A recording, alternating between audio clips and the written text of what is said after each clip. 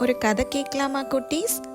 புத்திசாலி நரி. ஒரு காட்டுல சிங்கமும் நரியும் நண்பர்களா வாழ்ந்துட்டு இருந்தாங்க. சிங்கம் வேட்டையாடி சாப்பிட்ட மீதி உணவை நரி சாப்பிட்டு வாழ்ந்து வந்து சிங்கம் தான் வேட்டையாடுறதுக்கு ஏதாவது மிருகத்தை குகைக்கு கொண்டு வர சொல்லுச்சு. நரி காட்டுல ஒரு கழுதைய பார்த்தது. கழுதை, உன் குரல் ரொம்ப நல்லா இருக்குது, நீ சிங்கத்துக்கு பாட்டு பாடணுமா, வாரியா என் கூட? சந்தோஷம். ஓ, நான் வாரேன். கழுதை குகைக்குள்ள வந்ததும் மேலே பாய்ஞ்சி அதை கொன்னுட்டு.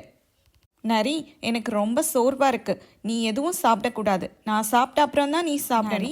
சிங்கம் தூங்கும் போது கழுதையோட மூளையை மட்டும் சாப்பிட்டு. சிங்கம் முழிச்சு சாப்பிடலான்னு வந்த போது கோபப்பட்டு, நரி, உன்னை யார் முதல்ல சாப்பிட சொன்னா? நான் சாப்பிடவே இல்லையே.